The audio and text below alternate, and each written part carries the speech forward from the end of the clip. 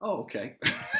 While we were in on staff together at St. Andrew United Methodist Church in Plano, and got to know them very well while I was there. Lori and I, my wife now, we were dating back then. We got married in April of '93. Yeah, yep, '93. And Billy and Laura were in our wedding party. We got married at Lovers Lane United Methodist Church, where Lori was an associate minister of music at the time. And so they got to know Lori very well. We made trips together. We did a lot of summers together, a lot of vacations together, and became very dear friends during all that. Then in '99, Billy was offered the position of starting a new church. He was kind of asked to do that, and he at that time knew that they wanted to make it more contemporary in style, to be appealing to a new people that were moving into this new small town called Frisco, and this was back in '99, and they asked Lori to be the minister of music, and she started it part time, and then she immediately asked my best buddy Doug Cuney to play. Doug and I have known each other since '75. We go back to freshman year at SMU, and so he started playing for them. And so I was there in the early stages. I was in there at the beginning, meeting on Sunday evenings. I would come from my church on Sunday mornings and attend the worship and other events that they had going on Sunday evenings at I I don't know. I think it was Christie Elementary. I think there was another elementary school before that, but eventually they had Sunday morning worships at Christie Elementary, and I attended those. But I was at another church, and I was at a church in Dallas, Lakewood United Methodist Church, and then I was there for 5 years, and then had transferred to I was at Sun Creek United Methodist Church in Allen at the time in 2004, my son Jacob, who was 7 at that time, said, "Dad, when are we all going to the same church together?" Because on Sunday mornings we went our separate ways. Typically, Lori and Jacob would go to Grace Avenue, and I would go out to Allen to Sun Creek. And I thought, this might be a good time to um, get back into what had done in college, and that was restaurant work in addition to doing church music and church youth stuff. And so I started doing that. And then Billy immediately asked me to come on staff part time, because at that time we had two different choirs singing at 9:15 and I think 10:30. I can't remember if it was 10:30 or 11, but we had two separate choir rehearsals. And so Lori rehearsed the choir that was singing at the later service. I rehearsed the choir that was singing at the early service. Doug played piano for them in that rehearsal, and Christy Martinez played piano for me. And we met in modules that were set up on the site where the Grace Avenue building sanctuary, or what became the worship center, was going to be built. And so we saw it all from the beginning. So that's how I got there. That's awesome. I did not know that we were in another elementary before Christie. So just very shortly, and I can't remember. I wish I could remember the name of it. Billy or Laura could tell me. It was Smith. Thank you. Smith Elementary. That's it, Smith Elementary. This gentleman I don't recognize knows. Yeah. So for the summer of '99, it was just Sunday evenings that they met, and then they started having meetings in homes during the week, and then I guess it was probably September or later that year that they moved to Christie and started doing Sunday mornings. Yeah, interesting. I did not realize that. Yeah. So Courtney, what about yourself? Right. So you're the pastor up at Grace Chapel, and so talk to us about your path arriving there. Well, I'm a lot newer to the scene. And younger too. I won't tell you what grade I was in 1999. But I met Billy when I was coming through the candidacy process. So he was the chair of P&Q when I was coming in for commissioning and then doing my residency. And he was assigned as my preaching mentor. Every resident had a preaching mentor for a year of residency. And so I met with him regularly for that.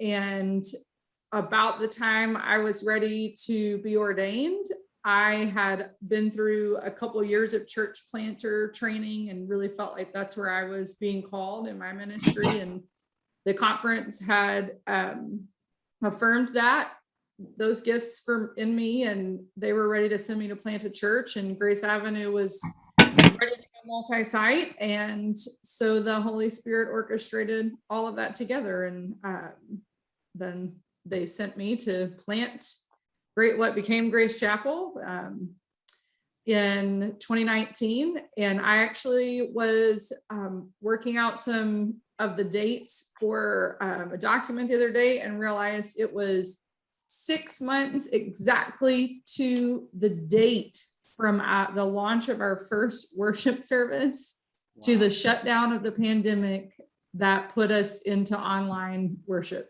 Really? Wow. Yes. That's amazing. So you mentioned this taking some training on church planting. Is that something that was like an elective, or is like, oh, you're going to be a minister, so that is part of your calling, is you will go through that process as well? No, so it was like additional training. I mean, it counts towards your continuing ed units that you have to do, but in particular, I just felt called to that, and the conference has some programs that they lead pastors through who feel like they're being called to some kind of church planting to really help you discern if that's really what you're being called to, and then B, in what kind of format, because there's lots of different ways to be a part of new things.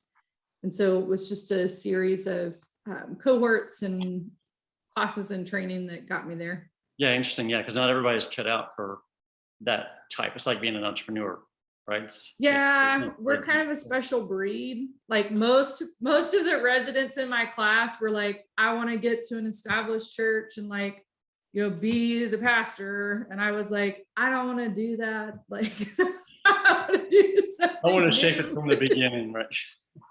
Yeah. That's awesome. Like I want to start from, very little and go up. So That's great. yeah. Well, I think it's just telling that you said you're not going to reveal what grade you were in that time. So the fact that you were in a grade, I think, says a lot, period. You're welcome. I had one child at that point, I think. So question for you then. So amongst those jobs that you had, as you from that grade that you were in 99 to where you are now, what was the craziest job you found yourself in between then and now? It's crazy, but it's, I guess, kind of interesting. Not something that I don't know anyone else who would be able to answer this way, though there's plenty of people out there who could.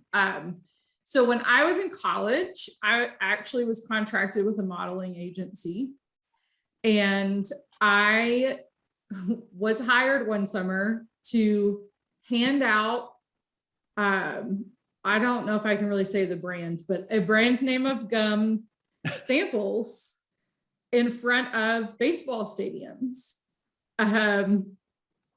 That they hire the people that you see handing out free samples at basically anything are hired out of modeling agencies. Yeah.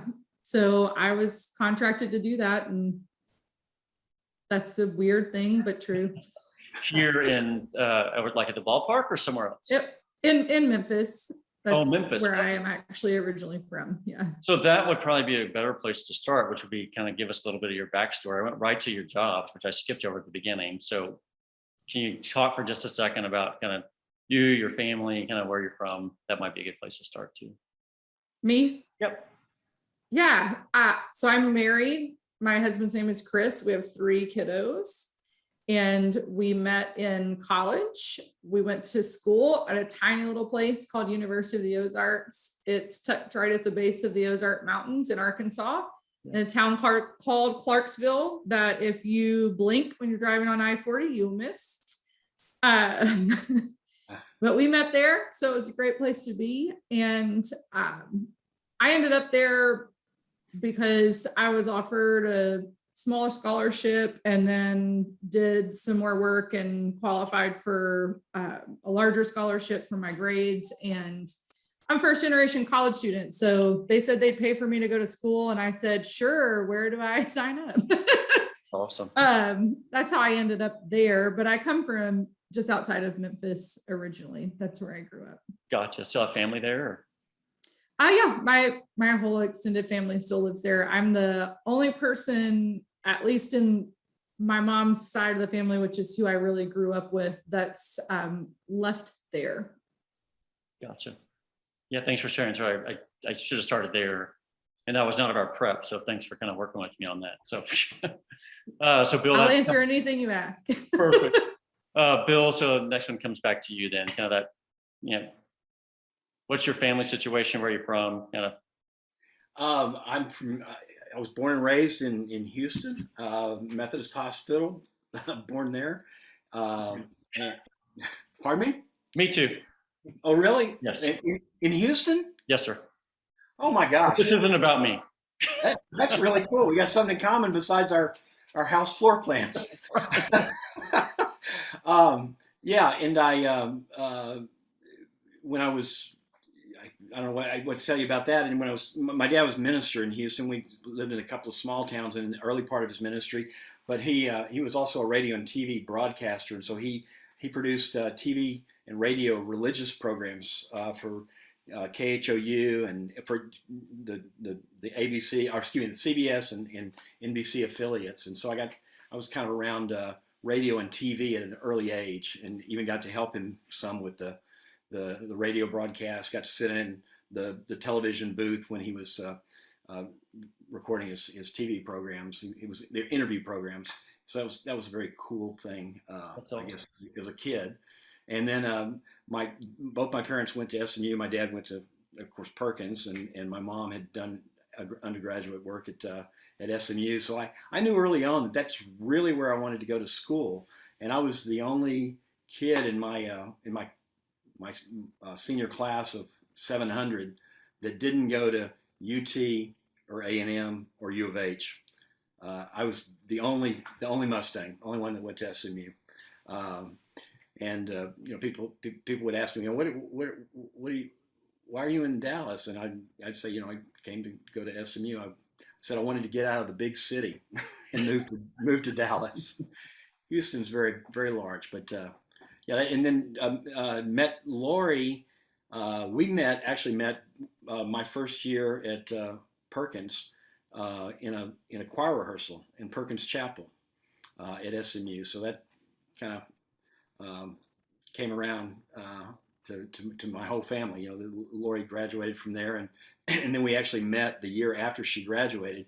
We had a mutual friend that had been trying to set us up, and we met, and a year and a half later got married, and a couple of years after that, Jacob was born. Yeah, now that 8-year-old boy, I think you mentioned earlier, is he's 24 now. Yeah, gonna be 25. Lori's birthday is October 10th. Mine's the 23rd. So we put Jacob right in the middle on the 17th of October. yeah, excellent. So you talked about meeting Lori at choir practice in Perkins Chapel. Is that where you met? Yeah. Mm-hmm. So speaking of music, right? So part of this is also kind of these little musical interludes that we have. So we kind of use this as a segue before we hit the next round of questions. Bill, do you have a particular kind of something musical that you might want to share as kind of a little stopgap? A little. I could sing a couple of songs. Or you want to play that? If you want to play that video, you could do that. And then, let me say before you do that. Okay. You said about three or 4 minutes of music. So I'm going to sing 2 1-minute songs. Okay. Perfect. The first one's from an album that I gravitated to as a very young kid at about age 11. It actually came out in 1968. It's called Bookends by Simon and Garfunkel. And so that was obviously a tumultuous year, one of the most tumultuous years of our country's history. But I love that album, and there were songs on it that I didn't really completely understand. One was seemingly a nonsense song, but the third verse actually leads somewhere. I just didn't know it as a kid. but it was a song to kind of get people thinking about something um, just lighthearted, and so it has very unusual lyrics. Paul Simon's just such a great songwriter, and the lyrics are on the back. All the lyrics of the song of all the songs on that album were on the back of the album, and so I could read along with the lyrics. So I'm going to sing just the first two verses of that. It's a song called Cool. Punky's So Dilemma. can I share this while you're? That's what they looked like back in '68. And then I'll sing one other little song that's refers to God and the brilliance and the wisdom of God. But it's a humorous song. Actually, I like to find little songs, quirky songs like that, like Punky's Dilemma, and then this other song that I heard a comedian sing on the early Letterman show back in 1981 on late night. Cool. We're anxious to hear it. So I'll sing those, and then each year I try to learn a new instrument, or at least Oh yeah. Don't give up the secret to the next intermission. Oh well, no. What I was gonna say. Well, I think I need to preface what I'm gonna. I need to preface. I do need to set this up. So my setups are a lot longer than the songs are gonna be. Sorry about that. I last October on my birthday, I started taking violin lessons and loved it so much that I ended up buying a violin without my family's knowing it, and I wrapped it up and put it under the tree on Christmas, and I gave it to myself. And I'd only had a couple of lessons, but then the following February I'd been playing for about two or 3 months, so I still wasn't very good. But I really wanted the violin, that learning that new instrument. I wanted it to be a way of escaping from all the depression we were all feeling, and certainly I as well as anybody else. And I wanted to just kind of focus on something new that would be a little more uplifting, at least for me. And it was music and a new instrument. And so the day of Snowmageddon, we were having those rolling blackouts. If you remember, in February, and I was supposed to be doing Zoom lessons for.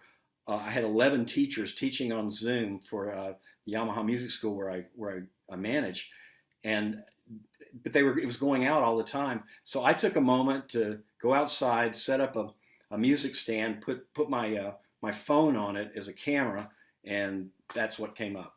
What you're going to play now, and then I'll sing those two songs afterwards. Gotcha. All right, hold on just a second. I thought we were doing Simon and Garfunkel, so give me just 1 second. Oh, I'm sorry. No, it's okay. No. Is that? No, we're all good. If you need me to sing these first, I will. No. Can you see that? I can.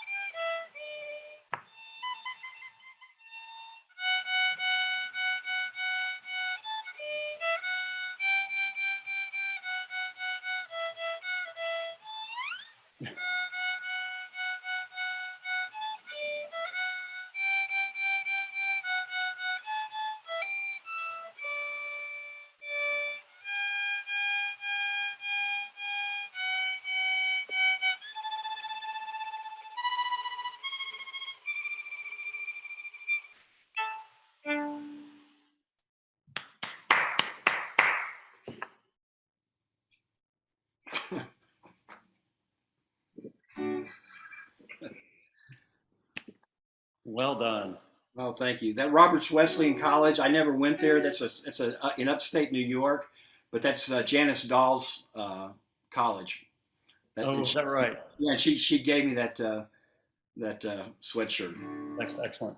I know you got a couple other songs. Can we come back to those as Oh, like sure, yeah, information on absolutely. that work? All right. Yeah, whenever. Sure. So I think that would be categorized as something interesting that maybe the congregation would be surprised to learn about you, that you're continuing teaching yourself new instruments and challenging yourself. I may stop there. Because, and I'll tell you, the other instruments a lot of them I didn't like. Pan flute, I discarded that right away. The sitar, it took me 2 hours to tune it because it's 20 strings, and I always wanted to learn an Indian instrument, learn the instrument George Harrison used on 5 Beatles songs, and once I started, it's just like no, and so that instrument sits in the corner. But the violin, I'm still practicing at least 30 minutes a day on.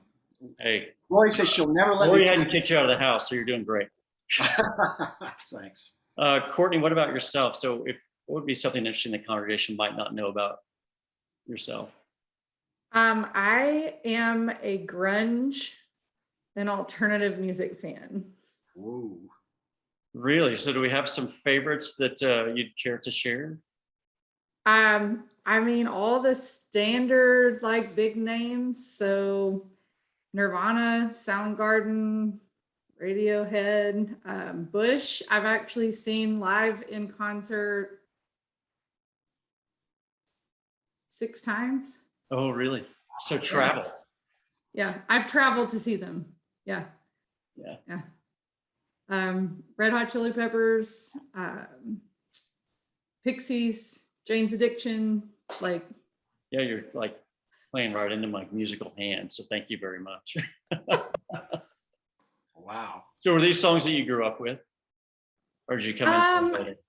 I mean, I was a young person, like when the grunge movement really had its like moment, and it just kind of stuck for me all the way through. And still we'll go see a Bush show if they're anywhere close enough. So still finding that on your playlist or on your Spotify? Oh yeah, I mean, like my satellite radios, if the kids aren't in the car, will be tuned to lithium. Excellent. Yeah, I love that one for sure. No doubt. Bill, I know I kind of commented on your kind of musical background. It's kind of something interesting. I know you sent me another picture. I'm not sure if that was categorized in something interesting that we might not know about you, or if that's for something else. That would be fine. I don't know if too many people know about that, I guess. Okay. Do you want us to talk about that now? It's something interesting might not know about you. Yeah, sure. The most influential book I've ever read, other than the Bible, is Juggling for the Complete Klutz. Because out of that, I bought that book when I was 23, 24 years old. I saw it. It's a book, and it also has attached to it in a bag 3 cubed bean bags. And so I slowly learned to juggle, and then later I taught that's Paul Beals on the right.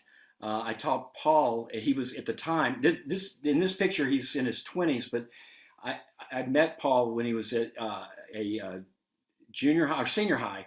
I had senior high camp at Bridgeport, and I was a counselor there, and I taught him how to juggle, and he picked it up right away.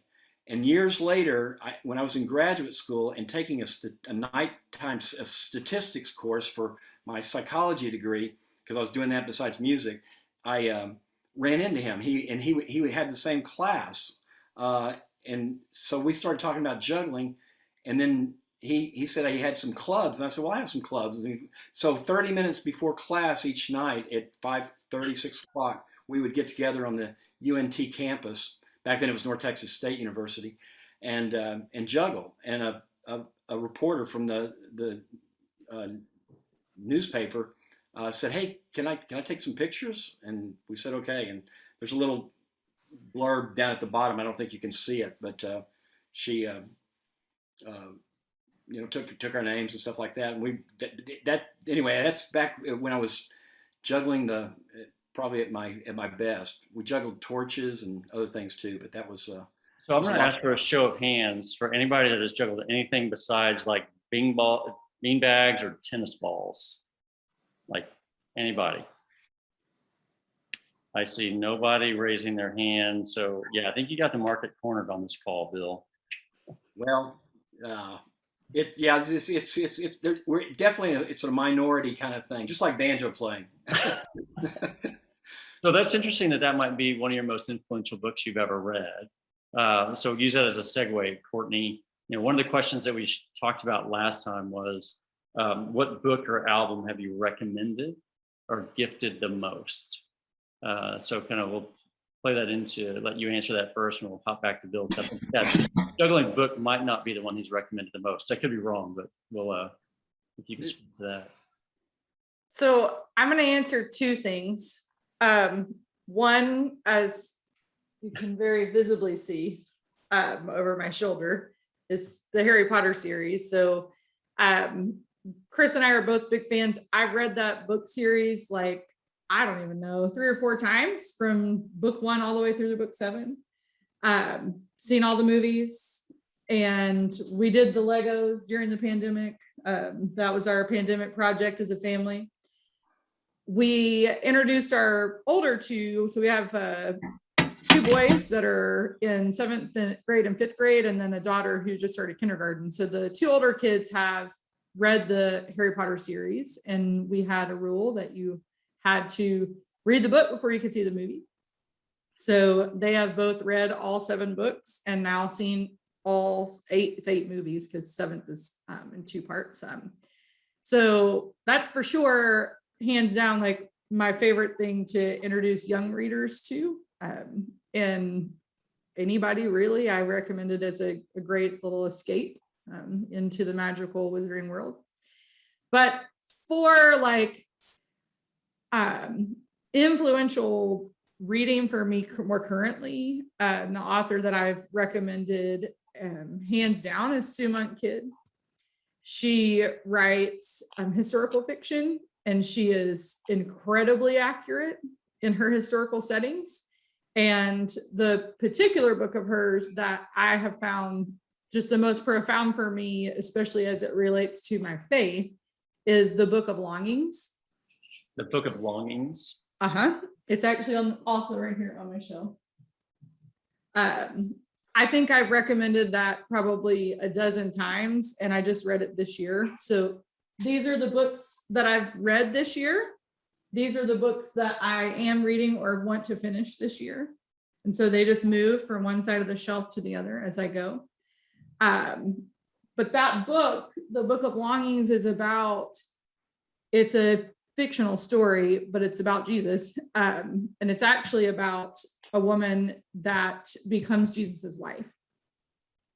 And it's her story as much as it's the kind of story that's pulled out of the gospel. I cannot explain to you how it brings the human Jesus, the human being Jesus, to life in a really profound way. And it's just done beautifully. So I highly recommend it. Wow, really interesting. And an interesting perspective to write from in the context of that historical narrative, right? So, and it's kind of striking me in the context of the way of like when I read The Shack, it was like a completely different perspective on the Trinity, right? Like, oh, wow, I hadn't really thought about that. So do you get that sort of kind of different perspective from the Longings, or is it different? Yeah, I mean, so the story really gives you a great viewpoint into what it would have meant to be a woman in 1st century Israel, Palestine, because it's really written from her perspective. But it also wraps in like the little bits of Jesus that you can find in scripture, but we don't often pay attention to. Got it. Like she's just really good at bringing like those pieces to life. Everyone should read it. That's how I feel. Interesting. Great. Yeah. And by the way, I love that system of stacking up the books that you want to read and kind of seeing that progression. I would have a high stack over my left shoulder if I was you, and there'd be like there might be one on the other shoulder. I have good intent, but I don't move them very quickly, unfortunately. Yeah, I'm actually missing one from here because I borrowed it from my mom and then she took it back and I told her, I was like, hey, look, you're messing it up. It should be a book taller. I've made more progress than this. Yeah. Thanks for sharing that. Bill, so is the juggling book the one that you recommend the most? It used to be anyway, years ago, and honestly, it's because of it was a catalyst for me. When I learned to juggle, I started to believe that I could do other things, and so I started each year trying to do something new. Like, now it's playing musical instruments. Back then it was more physical things, riding my bicycle to Houston and back, and taking karate and things like that. And so that was. It just made me. It made me recognize that things are not impossible, and so it was kind of profound in that way. I ended up buying that book for all my youth. We had a training called I called it mustard seed training, based on if you have faith as a grain of mustard seed, you can say this mountain move and the mountain will move, and so it was based on that. And we did Bible study based around recognizing that things are not impossible, that there are things that we think we have blocks that we can't pass, but actually we can. And so that became a book that I used in teaching that. And I taught all the kids in that class to juggle as we went through parts of the Bible. So that was good. Another book that I've gifted a lot is one that was given to me by a dear friend of mine who was a psychologist, called it was M. Scott Peck's The Road Less Traveled, psychologist, and it's very cathartic kind of book, and talks about relationships and why we do some of the things we do as human beings. Kind of a good psychological study.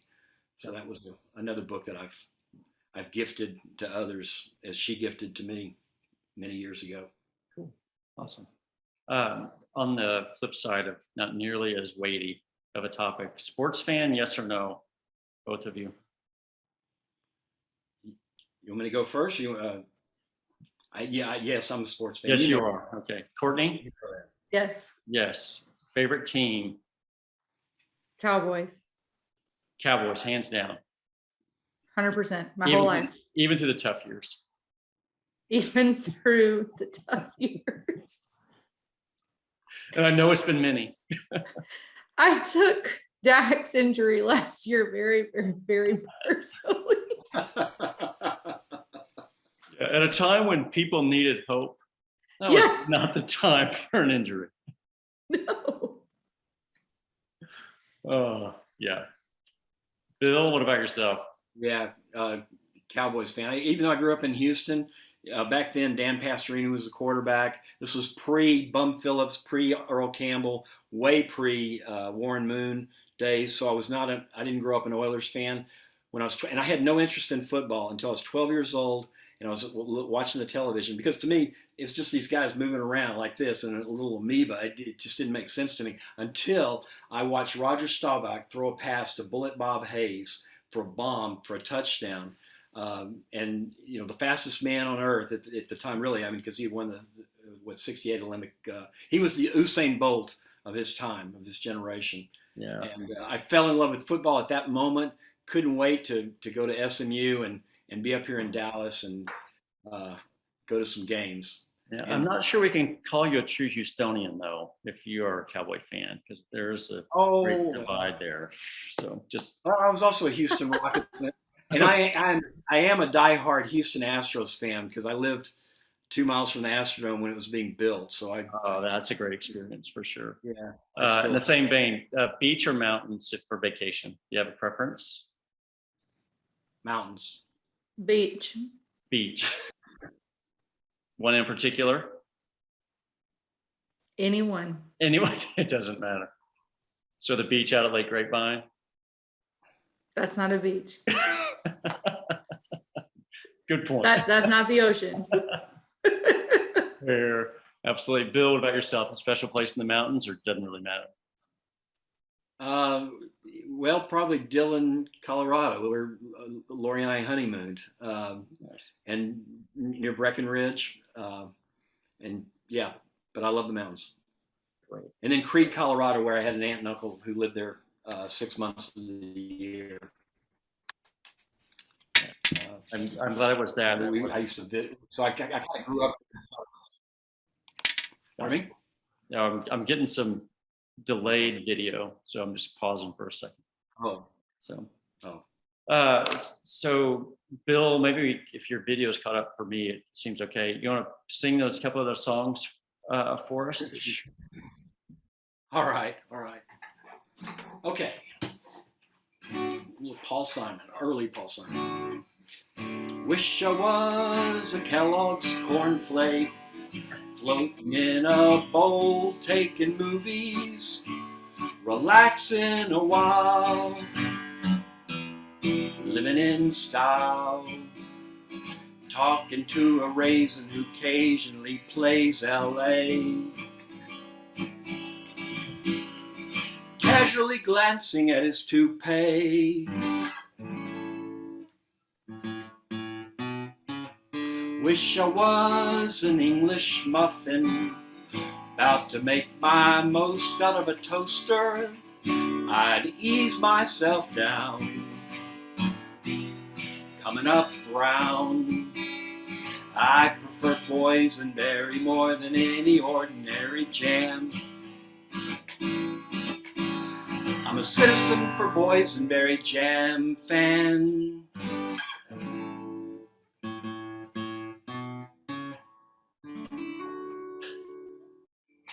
Simple little song. That was very good. Is that really a Paul Simon song? Promise you. Yeah. He originally he submitted that song to Mike Nichols for the 1967 movie The Graduate, and a couple other songs, and Nichols didn't like any of them, but Paul Simon went ahead and put him on the Bookends album, and then he wrote another song called Mrs. Robinson, which is also on the album. Yeah. And that's the one that made the movie. I'm sorry, Mrs. Robinson is on the same album as the Cornflake song. Yep. Very interesting. I would not have guessed that. New news I did not know. We'll come back for your other song as we wrap it towards the end, Okay. if that's okay. All right, it's even shorter. It's even shorter. We were going to talk about bands or artists that are on your playlist. Courtney, I think we have a pretty good sense for your preference based off of your comments earlier. So I think we'll skip that one. But we are going to move on to movies, right? And I think we all have this situation where, and for those of us that still have cable, and I'm one of those, right? As you're flipping through the channels and you hit TBS or you hit TNT, and it could be 3 o'clock in the afternoon or it could be 10 o'clock at night. There's a movie that will be on, and it doesn't matter where it is, if it's the beginning, the end, or the middle. We stop down as a family and we watch it. Most of the time I watch it because Stephanie is sucked in. So I'm, as the good husband, I do that. And for her, the proposal is one of those, right? Also, oh man, I'm drawing a blank on the other one, but I'm curious about what that movie is for you, that when you see it, and I know Harry Potter could be that answer for you maybe, but maybe there's a different one. Yeah, I mean, we could watch any of the Harry Potters anytime, but that really isn't the one that I thought of. I have two. So 13 going on 30. Oh, very good. I will stop and watch it no matter what. And I have to see it all the way to the end, all the way. And National Treasure. Yeah. Not the second one, none of that. The first, like the original one. And it doesn't matter that I know exactly how it all works out. I just want to see them win. Yes. Every time. And that's the one where he puts his hand on the rock, right? He puts his hand, what? That's the second one, sorry. So I don't that's stop for the actually second one. you probably get sucked in a lot because that one is on TNT or TBS quite often. Yeah. Yes, definitely a fan of that one. What about yourself, Bill? Is there something like that you get absolutely sucked into? Yeah, so like well, three of my favorite movies, and a couple of them get played a lot. One doesn't. One's probably my absolute favorite is The Legend of Bagger Vance, which is a golf movie, but it's a Robert Redford movie. But actually, when you learn more about it, you realize that it's a very spiritual movie. I mean, you watching that, I even preached on it one time, used film clips from it years ago, uh, and and then I later found out that it's based on the Bhagavad Gita, which is one of the most highest spiritual writings in the Hindu faith. But it can easily be translated to a Christian song. In fact, there's a Christian song in the movie. There's a movement from the Foray Requiem in that movie. But it's a great really spiritual movie that centers around golf, just like um, Field of Dreams is about baseball, like Legend of Bagger Vance is about golf. But I'm always drawn in by Field of Dreams and by Shawshank Redemption. Oh, If I yeah. see any of those That's a three, good one. I'm stopping to watch them. Yeah. So, yeah, you and Billy are connected on the Field of Dreams for sure. Right. Yeah. No wonder y'all have hung out with each other for so long. Yeah. Yeah, Shawshank is definitely one of those, no doubt. We have about And 10 minutes left. based on the Stephen King short story, a 75-page short story, which is called Rita Hayworth and the Shawshank Redemption. I didn't know that. Yeah, Interesting. a lot of people don't realize that was written by Stephen King. And it came out of a short story. Man, they can do a lot with a screenplay. Yeah. Yeah. Interesting. So we got about 10 minutes left. And Bill, I want to leave time for your last wrap up song. So I think we're going to hit on some of our kind of rapid fire questions here towards the end. And we'll leave a couple minutes at the end. If anybody has any questions, we haven't received any, I don't think, Stephanie. Okay. So that being the case, the question is, what is something that people often get wrong about you? And either one of you can start, whichever wants to go first is perfectly fine.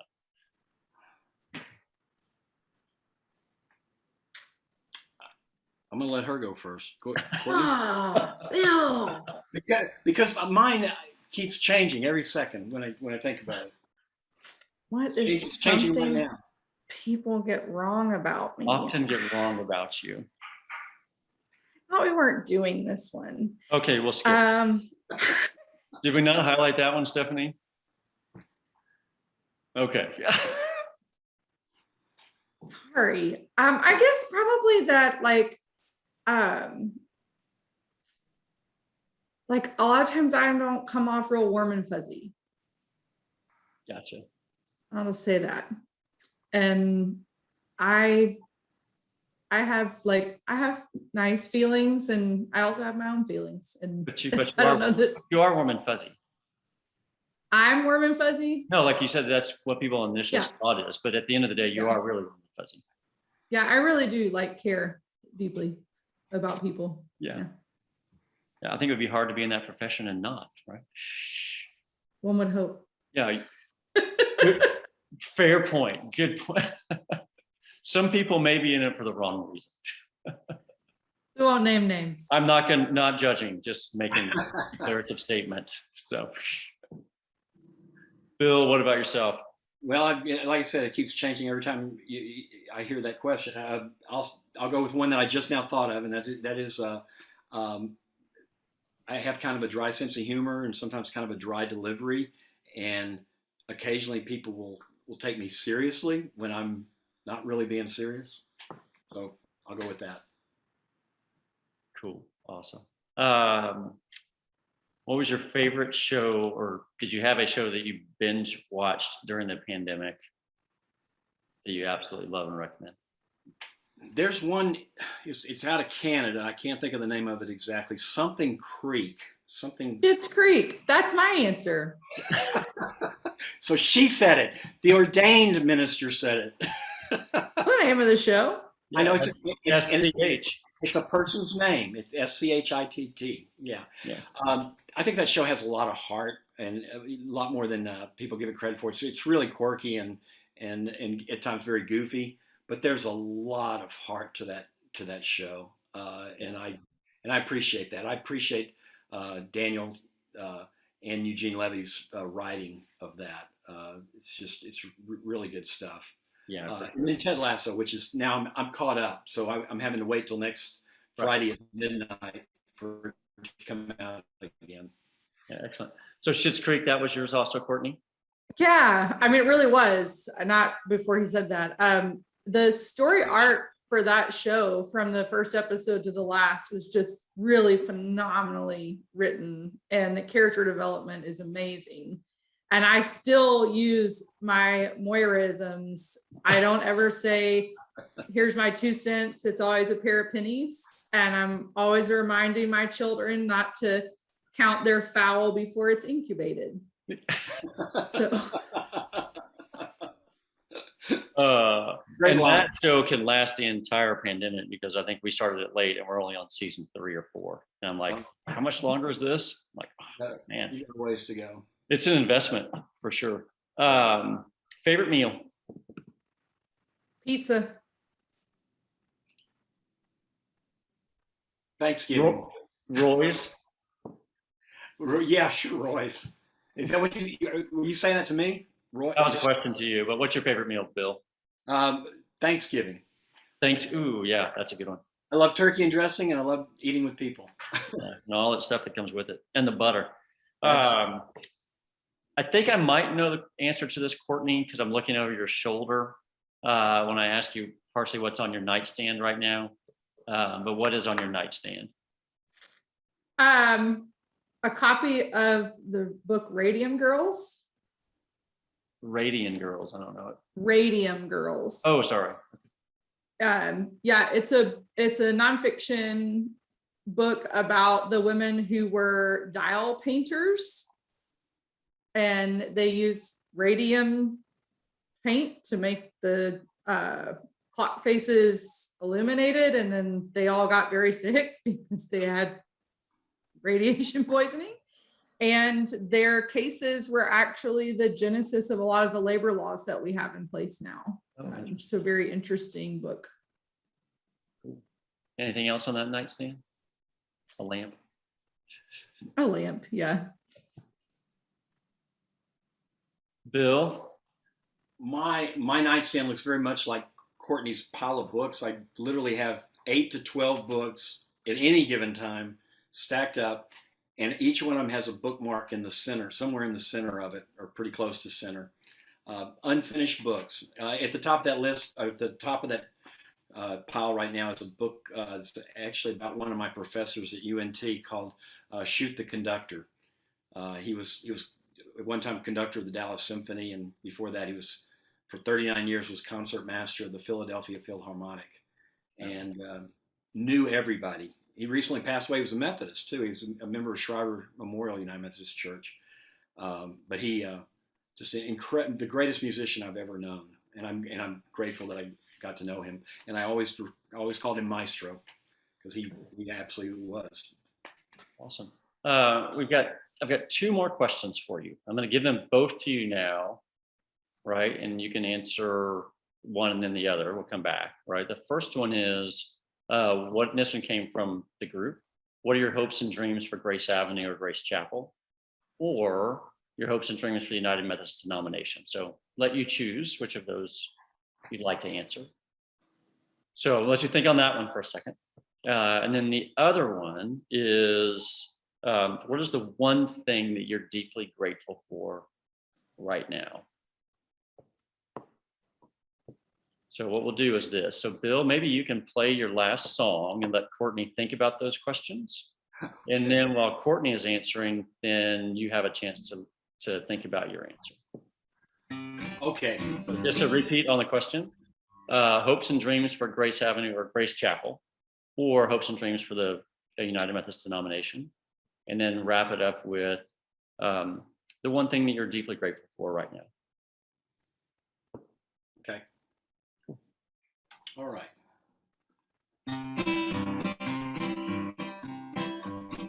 Well, the man said to God, "What's $1 million to you?" And God said a second. What did I say? Million years to you? I may have sung this better. Well, the man said to God, what's a million years to you? And God said a second. So the man said to God, God, what's $1 million to you? And God said a penny. So the man said to God, will you give me a penny? God stopped and said, yes, I will. Just a second. Very good. Well done. A million years later. Yeah. So the good news for me is, as a church planter, you're taught to always have your elevator speech ready to go like that. So I could have answered your question right away. My hopes and dreams for Grace Avenue Grace Chapel is that we will continue to curate a spiritual home that invites and welcomes people that might not otherwise have one, that will continue to reflect the diversity in our communities, and that will continue our work and ministry of repairing relationships and finding reconciliation and justice among all different kinds of people. And honestly, between us as a faith community and our God, that's the work of the church, right? To do the healing work between each other and between us and our Lord. So that is my hopes and dreams. And out of that, all the tangible things that we would see happen: impact of transformation on our community, growth in our congregation as far as people involved in ministry and worship. For the denomination, I hope the same things, honestly, that we can find ways to be the church together that are healthy and healing and whole. And the thing I'm most grateful for right now in this moment, and that I've been the most grateful for the last 15 years of my life, is my marriage. My husband is the reason that I am able to do all the things that God is calling me to do, and also have the family that we have. And we are a team, and it is beautiful. And I couldn't do it without him. So Great. Thank you for sharing that. Boy, that's eloquent and beautiful. I would say ditto to everything that you said, Courtney. That was great. I couldn't add a lot more to that. I would just say that, the one thing I hope for Grace Avenue is they continue to follow the mission of reaching homeless, the people who need a spiritual home, a physical home, an emotional home. And I feel strongly that we're doing that both at Grace Avenue and Grace Chapel.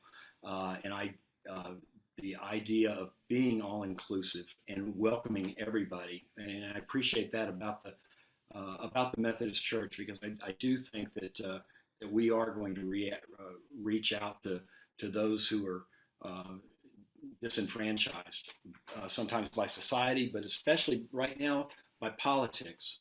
And we have to be about the church, and we have to be about Christ. And if we are walking the walk that Christ has taught us and reaching out to others, then we're headed in the right direction. There are too many leaders out there and in some other parts of our religion that are not headed in the right direction, and I question if they're even following the teachings and the actions that Christ taught us by example. And I think the Methodist Church is headed there, and I certainly feel like Grace Avenue as well as Grace Chapel are headed in that right direction and walking that walk. Awesome. Thanks for sharing that. I can't thank you enough for spending this evening with us. We did not have a large group but I think we all learned something about both of you that we didn't know before.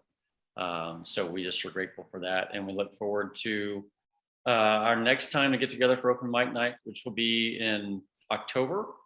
Hey, Courtney, Bill, thank you again so much. Thanks. Your time this Yeah, evening. thanks for having me. Cindy, Carol, Kenneth, thanks for being here. Appreciate it. I wish more people could have I'll talk it participated up. tonight and learn, but we'll put this posted so more people can watch and learn about you guys. And you too, Suzanne, you were out of frame. Bye. Thank you so much. See y'all. I thank y'all.